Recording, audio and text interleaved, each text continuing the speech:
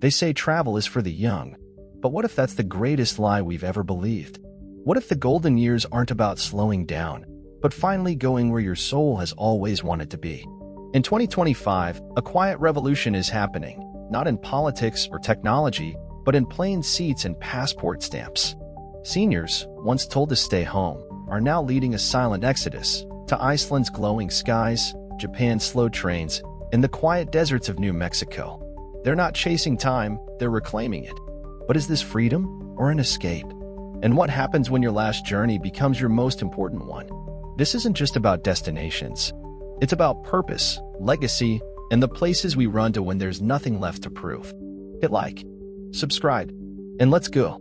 For decades, retirement was seen as a quiet ending, a time to downsize, slow the pace, and disappear into routine. A porch swing, a TV, a list of pills. But something has shifted, and it's not just a trend, it's a ripple across the fabric of aging itself. In 2025, more Americans over 65 are booking flights, boarding trains, and walking foreign streets than ever before in recorded history. Not just for leisure, but for meaning. Science shows that experiences, not things, shape the brain. Movement delays decline. Novelty triggers dopamine. Connection extends life. But beyond the research, there's something more mysterious happening. Travel has become an antidote to invisibility. For many seniors, the world had started to forget them. Now, they're choosing to reintroduce themselves, not as the elderly, but as explorers. Technology helps. Healthcare is more portable. Flights are smarter. Translation is instant. Even wheelchairs are lighter, more agile. But beneath all this progress, there's a question we rarely ask. Why now? Why are thousands leaving what's comfortable in search of the unknown? Is it curiosity or quiet desperation? And is this movement rewriting what it means to age or exposing how little we ever understood it in the first place? As the world gets older, one thing is clear: the road ahead is no longer a privilege of the young. It belongs to those brave enough to walk it, even with a cane. It didn't begin with bucket lists or glossy brochures. The rise of senior travel started quietly, almost invisibly, in the shadow of something much darker. After the pandemic of the early 2020s, a generation was left staring at the edge of time, not as a concept, but as a tangible, terrifying possibility. Locked indoors, labeled at risk, many older adults watched the world move without them. Some buried friends, others buried dreams.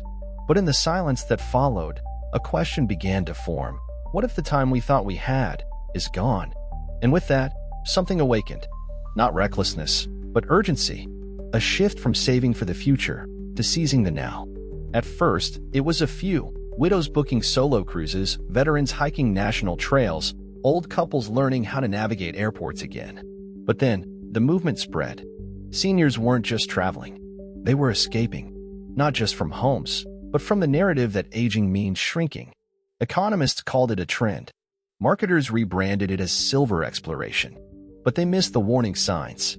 As climate change altered landscapes and regions became unstable, the places once considered safe weren't. Seniors began entering zones with extreme heat, political unrest, rising sea levels. Some vanished. Others returned with stories no one believed. And now, in 2025, it's no longer just travel. It's a quiet migration into beauty, into danger, into the unknown. They're not tourists anymore. They're witnesses to a world unraveling, one postcard at a time. By mid-2025, over 48 million Americans over the age of 65 had passports.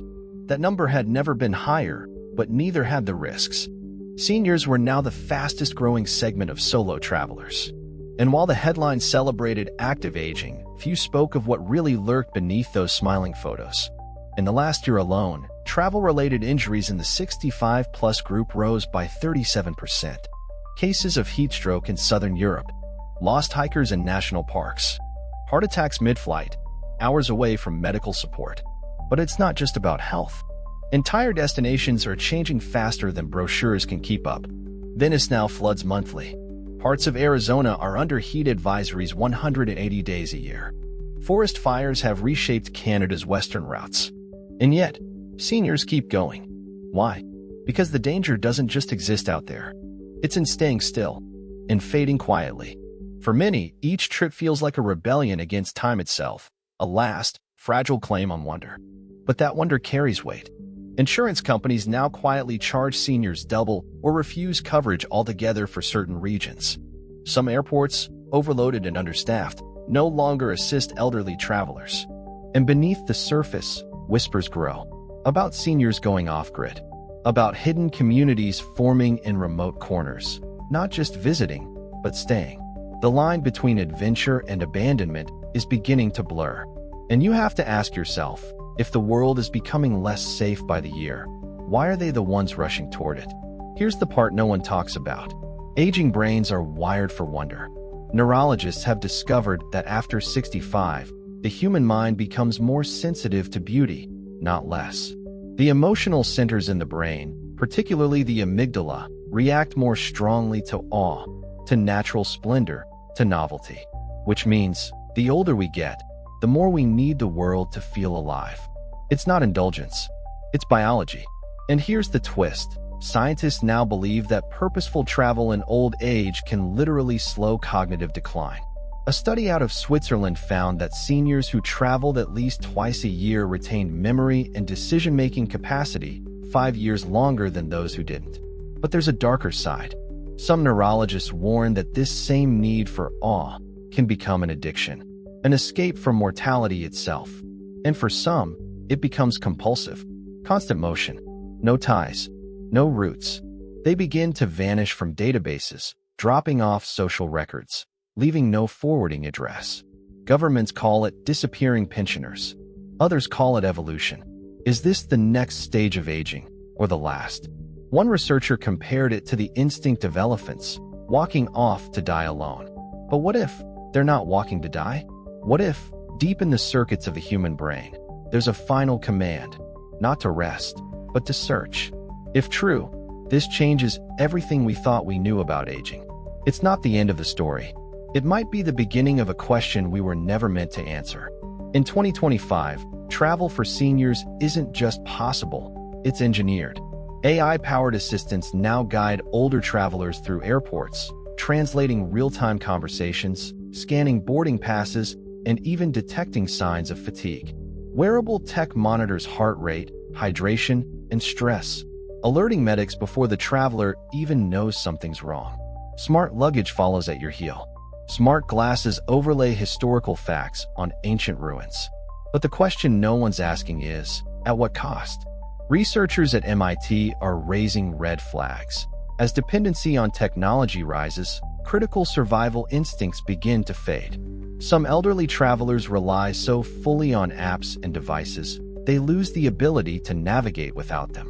One alarming case documented a 72-year-old woman in Seoul who followed a glitching GPS into an industrial zone and wasn't found for days. And beyond the tools, there's something more subtle. New brain mapping studies show that virtual travel, immersive AR and VR, stimulates the same regions as real-world exploration. This has sparked a quiet debate. Is the future of senior travel digital? Can a headset replace a passport? Some say yes. Others warn of psychological dissonance, the soul knowing the difference, even when the mind doesn't. What we know is this: technology makes travel easier, but also more fragile. When everything is guided for you, what happens when the guide disappears? Is this freedom or another kind of cage? And in a world where even memories can be manufactured, we have to wonder, how much of our adventure is truly real? Not everyone sees this silver wave of travel as liberation. Some researchers, and quietly, even some governments, are beginning to ask darker questions. What if this isn't just about freedom, but about quiet removal? A slow, elegant exit of the aging population from burdened systems? One theory suggests that by encouraging senior travel, societies may be gently nudging their elders away from dependency and into self-guided disappearance. It sounds dystopian, but the data raises eyebrows. In the last 2 years, reports of seniors going off-grid have tripled. Entire communities of older adults are living semi-nomadic lives, untracked, unaccounted for. Some call it radical independence, others abandonment. And then there's the other side. Those who believe this is evolution in motion. that older generations are instinctively drawn to witness the world before it changes forever. Glaciers collapsing, ancient cities swallowed by sea, cultures on the brink. They're not fleeing, they're documenting. The last pilgrims of a fading planet.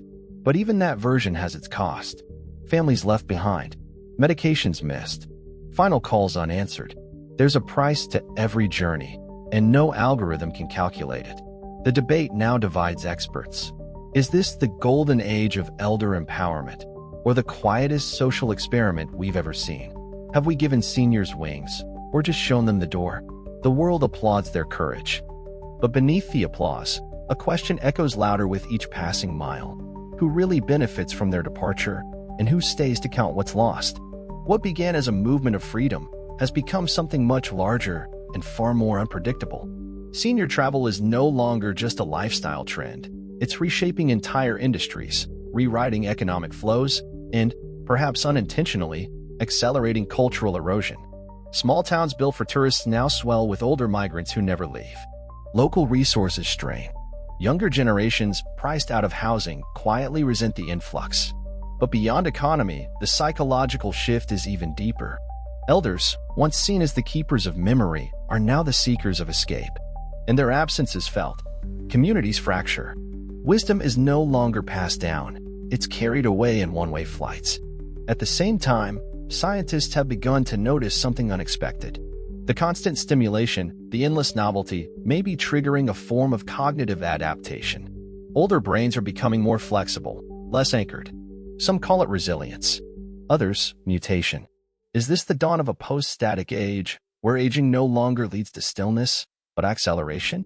Or is it the beginning of societal amnesia, where no one stays still long enough to remember who we are? After the turning point, government scrambled. Policies changed. Retirement programs shifted toward mobility subsidies. Cruise lines expanded into long-term floating residency. Aged explorers became influencers. But in all this movement, a silent loss echoes, the loss of roots, of presence. And now, we must ask, if no one stays to build, who holds the foundation? If everyone leaves, who's left to return? So now we stand at a crossroads, not of geography, but of meaning. The silver tide has swept across the globe, carried not by youth, but by age, and what began as liberation now demands a choice. Do we embrace a future where aging becomes motion, where presence is replaced by pursuit, where memory is scattered across time zones and the idea of home dissolves into flight paths and temporary rentals? Or do we stop, return, rebuild what was lost in the name of freedom? This isn't just a question for seniors, it's a question for all of us. Because behind every suitcase packed at 70 is a legacy left unspoken. Behind every sunset seen from a foreign shore is a backyard left untended. Humanity now faces a decision: evolve into a species of wanderers, or reclaim the roots that once made us whole. Technology can carry us farther than ever, but it cannot decide where we belong. Science can extend our years, but not choose what we fill them with. The path ahead is open, but not endless. And every journey comes with a cost. So we must ask ourselves, honestly, in a world that moves faster every day, is movement still a choice, or have we already forgotten how to stand still? They said travel was for the young, but maybe they just didn't know what the older heart truly needs. Maybe no one told them that at 70, the sunsets feel deeper, the silence of a mountain trail, heavier, the colors of another country, sharper, because deep down, it might be the last time you'll see them. I didn't expect to feel this way when we began this story. But the truth is, I'm afraid, not of getting old, but of forgetting what it means to be here, to be seen, to matter. And maybe that's what all of this really is. Not an escape, but a message, that even when our bodies slow, our spirit still searches. But now, I ask you, have we gone too far? Have we traded presence for movement, roots for routes? Look around. Look at the people you love. Would you rather they stayed, or that they disappeared into a freedom no one can follow? This story isn't fiction. It's already happening. To neighbors, to parents, maybe to you. And if you're honest, have you ever thought about just leaving? Walking away from routine, from stillness, from waiting to be remembered? I don't want to lose you. None of us do. So tell me, if you had one last trip to take, where would you go? And would you ever come back? Drop your answer in the comments. I'm listening.